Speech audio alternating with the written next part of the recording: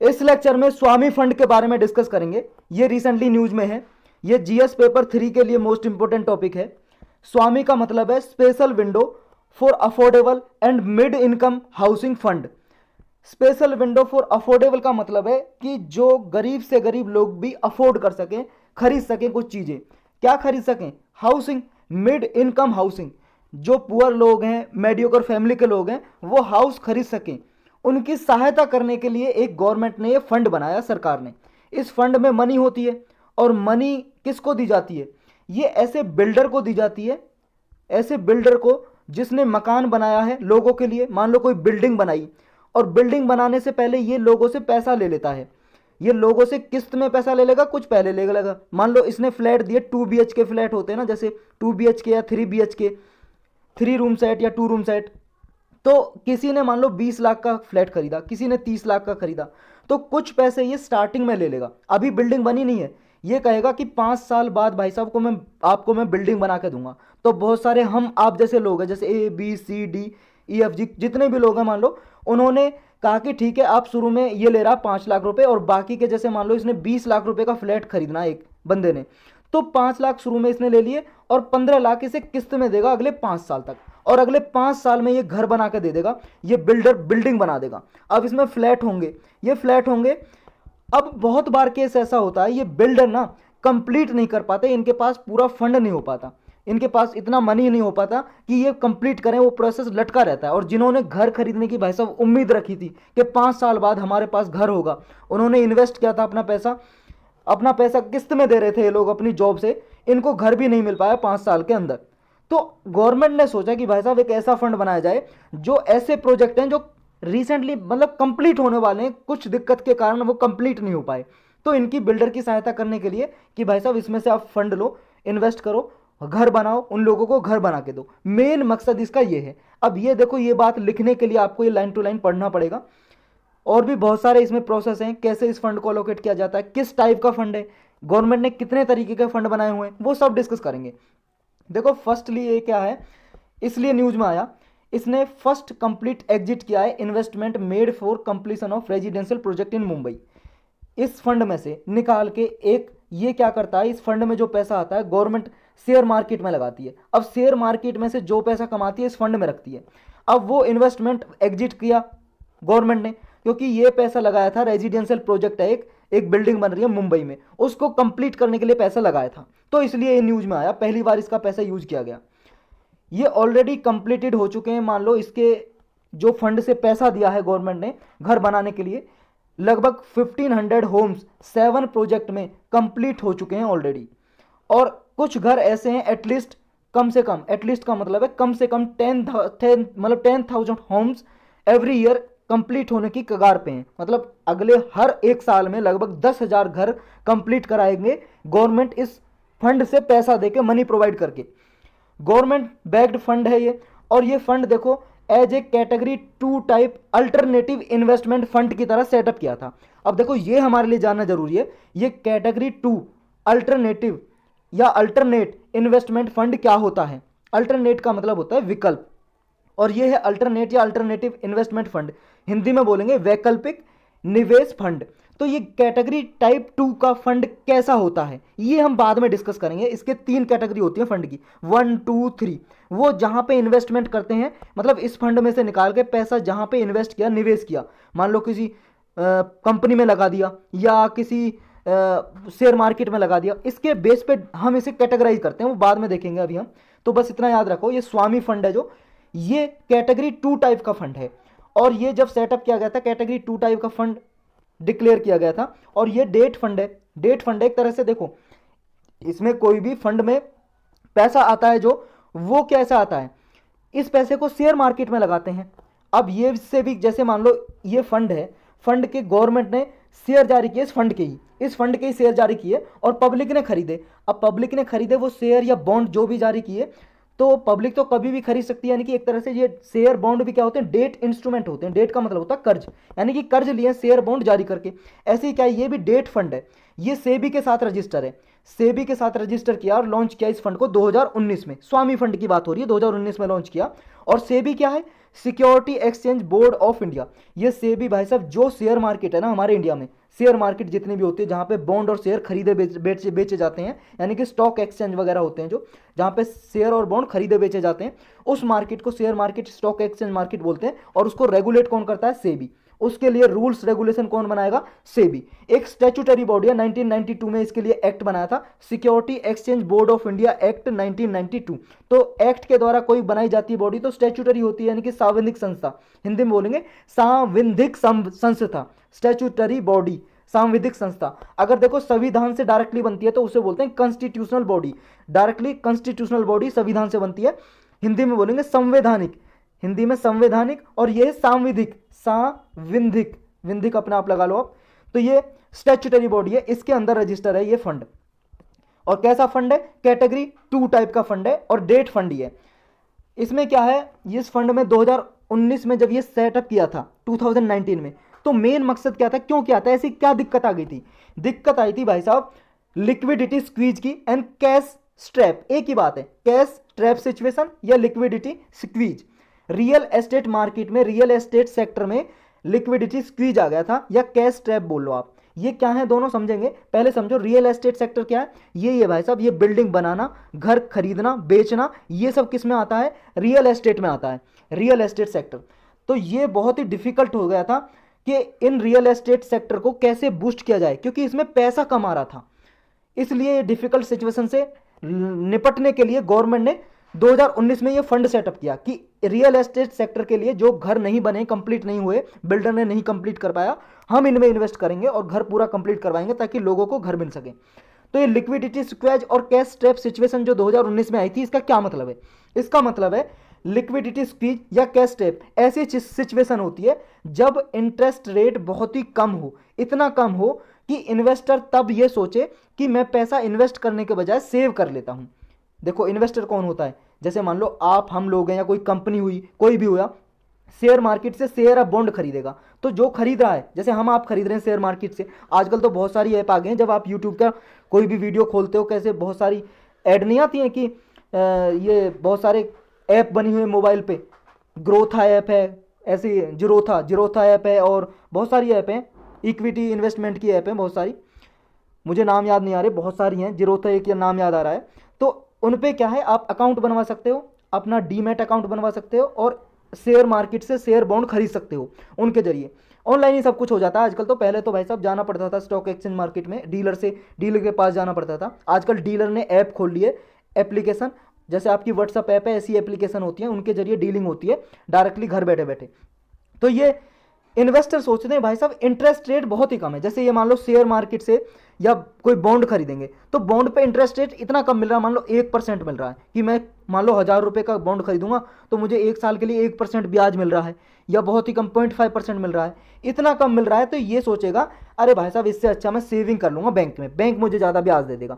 तो ये investor save कर लेते हैं, इन्वेस्ट नहीं करते, फिर निवेश नहीं करते, बॉन्ड शेयर नहीं खरीदते। तो ऐसी सिचुएशन को जब इंटरेस्ट रेट कम हो और कोई इन्वेस्टर इन्वेस्ट ना करना चाहे बल्कि अपने पैसे को, मनी को सेव करना चाहे, उस सिचुएशन को कैश स्ट्रैप या लिक्विडिटी स्क्वीज बोलते हैं। देखो लिक्विडिटी का मतलब ही होता है मनी सप्लाई से, मनी सप्लाई मतलब पैसे का लेन देन कितना हो रहा है मार्केट में, पैसा कितना है, मनी सप्लाई कितनी है।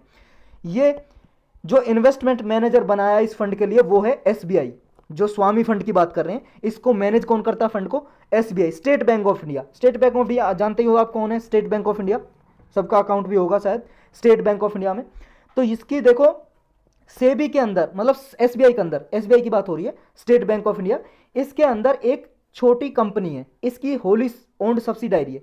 होली ओन्ड सब्सिडायरी का मतलब है कि सारी की सारी हिस्सेदारी उस कंपनी में एसबीआई की है, स्टेट बैंक ऑफ इंडिया की। उस कंपनी का नाम है एसबीआई कैपिटल मार्केट। अब इस एसबीआई कैपिटल मार्केट जो एसबीआई बैंक के अंदर कंपनी है, इस कंपनी के नीचे भी एक कंपनी है, उसका नाम है SBI State Bank of India cap venture. ये wholly owned subsidiary SBI capital market की है, और ये SBI capital market wholly owned subsidiary SBI की है। मतलब एसबीआई के नीचे ये कंपनी एसबीआई कैपिटल और इसके नीचे एसबीआई कैप वेंचर। तो ये कैप वेंचर इसका फंड मैनेजमेंट करता है, इन्वेस्टमेंट मैनेजर है इस फंड का।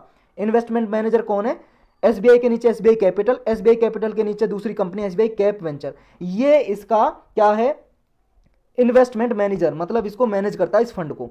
और स्पॉन्सर कौन करता है इसको, जैसे देखो गेम होते हैं, जैसे T20 गेम होते हैं, अभी क्रिकेट के गेम चल रहे हैं, बहुत सारे देखो जो वो होते हैं खिलाड़ी, उनकी आपने जर्सी पे जो टी शर्ट वगैरह पहने रखते हैं जर्सी, उन पे बहुत सारे नाम लिखे होते हैं ना, बहुत सारी कंपनी के अपने ऐड लगाए होते हैं, वो उनके लिखे होते हैं जनरली, जो उन्हें स्पॉन्सर करता है, मतलब एक तरह से ये समझ लो सपोर्ट करता है, सहायता करता है। तो इसे स्पॉन्सर कौन करता है इस फंड को, गवर्नमेंट ऑफ इंडिया। और गवर्नमेंट ऑफ इंडिया की तरफ से कौन करता है स्पॉन्सर, मिनिस्ट्री ऑफ फाइनेंस के अंदर ये डिपार्टमेंट है, डिपार्टमेंट ऑफ इकोनॉमिक अफेयर, और इसके सेक्रेटरी स्पॉन्सर करते हैं इस फंड को।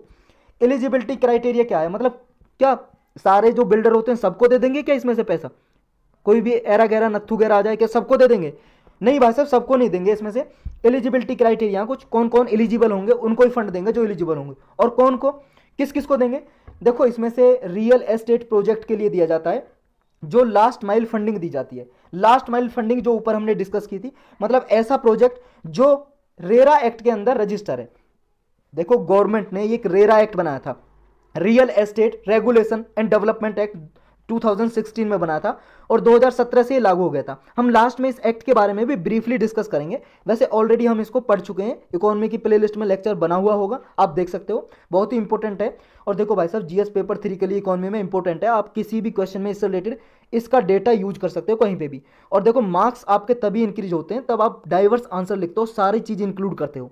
डायरेक्टली तो आपसे पूछेगा नहीं स्वामी फंड के बारे में बताओ, लेकिन रियल एस्टेट सेक्टर कैसे नीचे जा रहा है, कैसे बूस्ट करें, तो उसके लिए आपको स्वामी फंड की जरूरत पड़ेगी यूज करने की। और बहुत सारे गवर्नमेंट ने जो कदम उठाए उनको आप जब तक वहां पे कोट नहीं करोगे आपको नंबर अच्छे नहीं मिलने वाले। जनरल आंसर तो कोई भी लिख सकता है।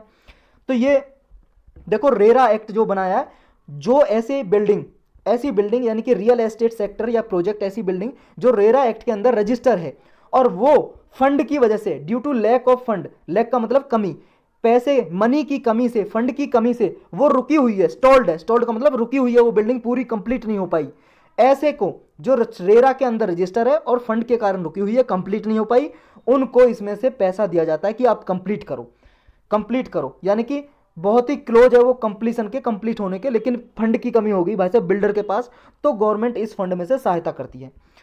ये देखो ये affordable and middle income project के अंदर भी फॉल करना चाहिए ऐसा प्रोजेक्ट, मतलब ऐसा हो, ऐसे घर हो जो 200 स्क्वायर मीटर से ज़्यादा ना हो, मतलब एक फ्लैट है, वो एक फ्लैट 200 स्क्वायर मीटर से ज़्यादा नहीं होना चाहिए उस बिल्डिंग में, यानी कि वो फंड ऐसा हो जो अफोर्डेबल हो और मिड इनकम प्रोजेक्ट हो, यानी कि मिडिल इनकम का मतलब है जो गरीब लोग, मिडिल इनकम वाले खरीद सकें, ऐसा नहीं रिचेस्ट पर्सन के लिए आप करोड़ों के फ्लैट बेच रहे हो उसके लिए नहीं दिया जाता, मतलब जो मिडिल इनकम प्रोजेक्ट है, जो गरीब लोग घर खरीद सकें, पुअर पीपल 20-30 लाख तक के घर खरीद सकें अपनी इनकम में से इन्वेस्ट करके, यानी कि किस्त देके, इंस्टॉलमेंट देके, अफोर्डेबल हो यानी कि खरीद सकें कम कीमत में, ऐसे प्रोजेक्ट को दिया जाता है इसमें से फंड। दूसरी एलिजिबिलिटी क्राइटेरिया क्या है, एक तो हो गया मतलब एक अफोर्डेबल और मिडिल इनकम प्रोजेक्ट होना चाहिए, यानी कि और कंप्लीशन की कगार पे हो, मतलब फंड की कमी से बस थोड़ा बहुत रुका हुआ है ऐसे फंड को, और रेरा के अंदर रजिस्टर है, यानी कि real estate regulation and development act है जो उसके अंदर रजिस्टर हो वो, यानी कि बिल्डर को भी रजिस्टर करना पड़ता है जब वो प्रोजेक्ट होता है, तो प्रोजेक्ट को भी गवर्नमेंट के पास जाके एक अथॉरिटी बनी हुई है रेरा एक्ट के अंदर, रेगुलेटरी, ये रेरा एक्ट है जो regulation of real estate regulatory authority है, ये RERA real estate regulatory authority, ये एक भाई साहब ऑफिस होता है, उसमें ऑफिसर हैं, उसके पास रजिस्टर कराना पड़ता है किसी भी बिल्डर को अपने आप को, और कोई प्रोजेक्ट बना रहा है तो कुछ उसकी सर्टेन लिमिट होती हैं, तो वो लिमिट माननी होती है। तो एक तो हमने कैटेगरी पढ़ी जो रेरा के अंदर रजिस्टर हैं और कंप्लीट होने की कगार पे हैं, और मिडिल इनकम और अफोर्डेबल प्रोजेक्ट हैं उनको। दूसरी कैटेगरी ये है, या तीसरी मान लो आप, एक तो हो गई देखो कंप्लीट होने के कगार पे, दूसरा हो गया अफोर्डेबल मिडिल इनकम भी होना चाहिए वो ये प्रोजेक्ट। नेक्स्ट है तीसरा कि नेट वर्थ पॉजिटिव प्रोजेक्ट, उसको भी दिया जाता है। देखो इसको ज़्यादा समझने की जरूरत नहीं है, वैसे ये बहुत ही कॉम्प्लिकेटेड है, फिर भी मैं आपको समझाने की कोशिश करूंगा।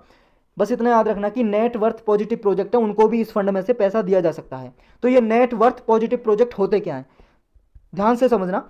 ऐसे प्रोजेक्ट होते हैं जिनकी वैल्यू मतलब वैल्यू की मतलब कीमत की बात हो रही है, ऐसे प्रोजेक्ट कोई भी बिल्डिंग है कुछ भी है ऐसी जिनकी कीमत किसके बराबर है, वैल्यू ऑफ रिसीवेबल्स होते हैं जब debt owned to them by buyers, जो घर खरीद रहा है वो उन्हें पैसा देता है और बिल्डर के पास पैसा आया, रिसीव किया उसने, वो plus value of unsold inventory, जो बिल्डर के पास ऐसी इन्वेंट्री कुछ है भाई साहब जो उसने बेचा नहीं हुआ अभी उसके पास है, तो इन दोनों को प्लस कर दें।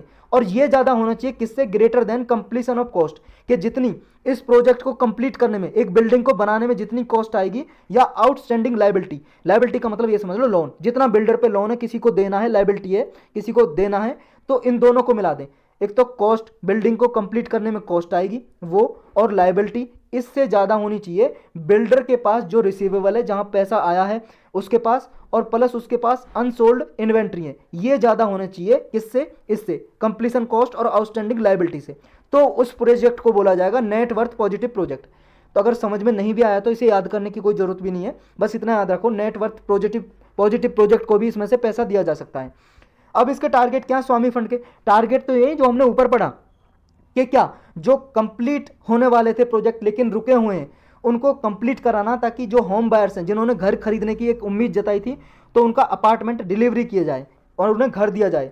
सिग्निफिकेंस क्या है, सिग्निफिकेंस यही है, देखो रियल एस्टेट में लिक्विडिटी की कमी हो रही है, यानी कि मनी सप्लाई की, और जब इसमें मनी आएगा तो बिल्डिंग बनेगी, और बिल्डिंग बनेगी तो बाकी के और कोर इंडस्ट्रियाँ जैसे सीमेंट इंडस्ट्री, स्टील इंडस्ट्री, इनको भी बूस्ट मिलेगा, क्योंकि बिल्डिंग बनाने के लिए सीमेंट तो चाहिए ना, स्टील तो चाहिए ना, तो स्टील सीमेंट चाहिएगा, तो ज़्यादा से ज़्यादा सीमेंट और स्टील का मैन्युफैक्चर होगा, पैदा होंगे, ज़्यादा से ज़्यादा बनाएंगे सीमेंट और स्टील, ज़्यादा से ज़्यादा फैक्ट्रियों में बनेगा, तो इनको भी बूस्ट मिलेगा। ये कोर इंडस्ट्री, देखो हमारे इंडिया में 8 कोर इंडस्ट्री हैं, उनमें से सीमेंट और स्टील भी एक इंडस्ट्री है, 2, तो बाकी की 6 इंडस्ट्री कौन सी हैं, वो इंडस्ट्री हैं वो मैं नहीं बताऊंगा, आप ऐसा करना, अगर सीरियस स्टूडेंट हो, अच्छे से आप पढ़ाई कर रहे हो, तो गूगल पे सर्च करना 8 core industries of India, 8 core industries in India, ऐसे कर लेना, उसमें आ जाएंगी 8 की 8, उनमें सीमेंट और स्टील भी होंगी। ये 2 छोड़ के बाकी की 6 आपको कमेंट सेक्शन में बतानी है। अब ये अल्टरनेटिव इन्वेस्टमेंट फंड है, तो ये क्या होता है इसे देख लेते हैं।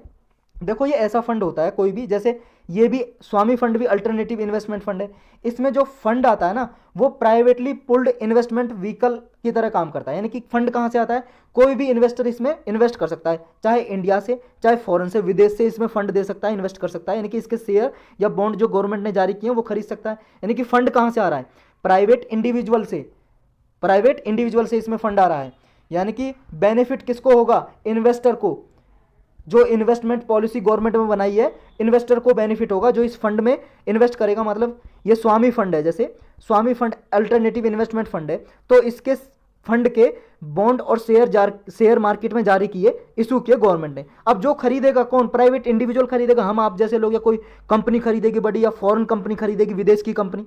अब ये कौन हो गए, इन्वेस्टर ही तो हो गए, जो शेयर और बॉन्ड खरीद रहे हैं, जो शेयर और बॉन्ड खरीद रहे हैं वो इन्वेस्टर ही तो हो गए, निवेश कर रहे हैं, तो इनको बेनिफिट होगा इससे। तो यही होते हैं अल्टरनेटिव इन्वेस्टमेंट फंड। और देखो सेबी रेगुलेशन है 2012 की अल्टरनेटिव इन्वेस्टमेंट फंड की, ये डेफिनेशन डिफाइन की थी सेबी ने, जो सेबी के बारे में ऊपर डिस्कस कर चुके हैं, securities and exchange board of India. इसके रेगुलेशन नंबर 2 क्लाउज 1 सब क्लाउज बी, इसमें आती है ये अल्टरनेटिव इन्वेस्टमेंट फंड। देखो इसमें क्या है, जो सेबी के और भी रेगुलेशन है, जैसे 1996 की है म्यूचुअल फंड की रेगुलेशन, और 1999 की है कलेक्टिव इन्वेस्टमेंट स्कीम की रेगुलेशन, और कोई रेगुलेशन है, वो सब इसके अंदर नहीं आती अल्टरनेटिव इन्वेस्टमेंट फंड के अंदर, तो ये उनसे अलग है। तो ये अल्टरनेटिव इन्वेस्टमेंट फंड है, ये फंड को कितनी कैटेगरी में डिफाइन किया गया है, उसकी 3 कैटेगरी हैं।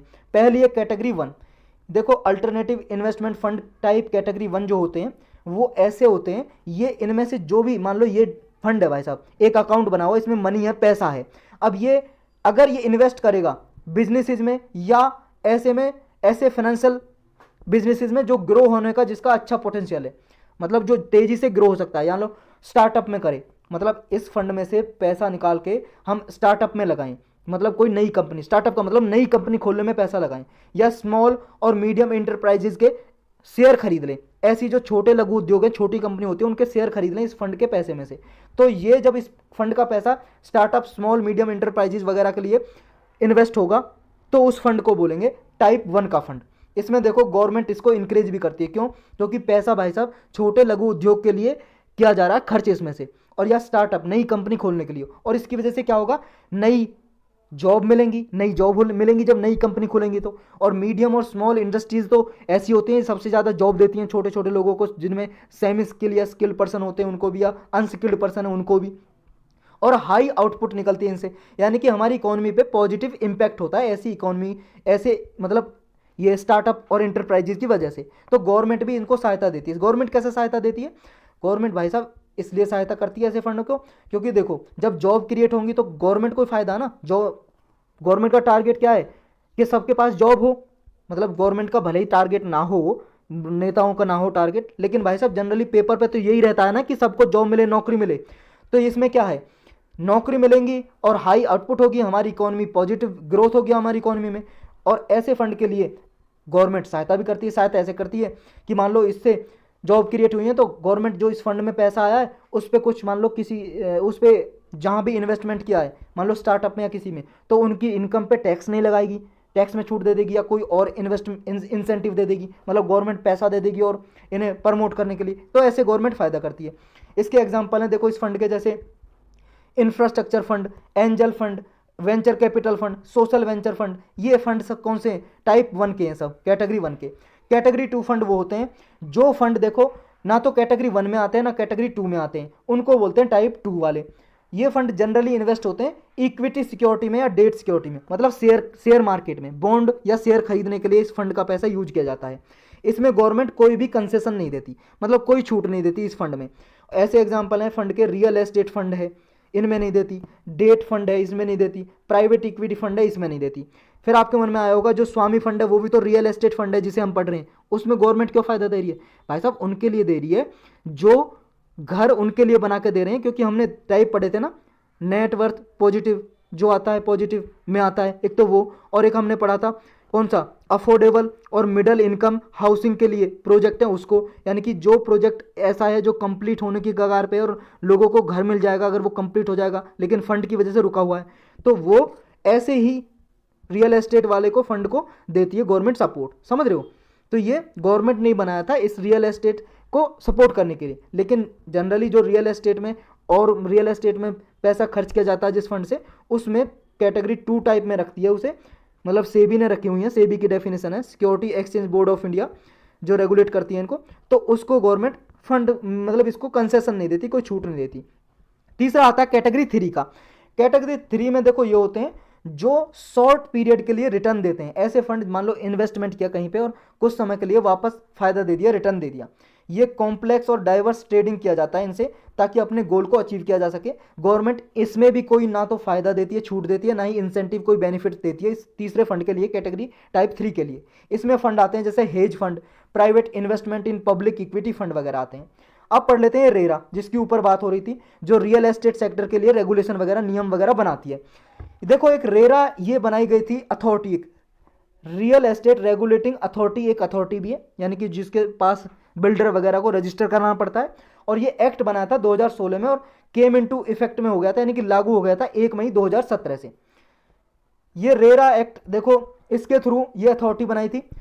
हर एक स्टेट में अथॉरिटी रहेगी ताकि रियल एस्टेट सेक्टर को रेगुलेट किया जा सके। और मान लो कोई डिस्प्यूट हो रहा है रियल एस्टेट के रिगार्डिंग, उस डिस्प्यूट को यानी कि झगड़े को जल्दी से निपटाया जा सके। इसका एम टारगेट क्या है? टारगेट इसका यही था कि जो होम बायर है, कभी कभी ऐसा होता था भाई साहब बिल्डर पैसे लेके भाग जाता था और फिर ये डिस्प्यूट चलता रहता था लोगों में और बिल्डर में, घर बना कर नहीं देता था, या घर बनाने की उसने प्रॉमिस किया 5 साल की और बना के दे रहा 10 साल में। और यही पैसा अगर भाई साहब वो बैंक में रखते हैं, एफडी कराते, फिक्स डिपॉजिट बैंक में, तो उन्हें ज़्यादा ब्याज मिलता अपने पैसे का और डबल भी हो जाता भाई साहब 10 साल में तो लगभग है। तो ये ऐसे बिल्डर को मतलब ऐसे बिल्डर को सजा देने के लिए और घर जिनको नहीं मिला उनको घर दिलाने के लिए ये बनाया था रेरा एक्ट बनाया था। और रेरा ये अथॉरिटी बनाई थी ताकि जो हमारा रियल एस्टेट है उसमें इन्वेस्टमेंट भी आए, ज़्यादा से ज़्यादा निवेश आए, लोगों को घर भी मिले, एफिशिएंसी और ट्रांसपेरेंसी भी आए, और रियल एस्टेट में सेल परचेज जो भी हो, खरीद बेच हो घरों की, उसमें एफिशिएंसी ट्रांसपेरेंसी यानी कि पारदर्शिता आए। तो यही था बस इसमें।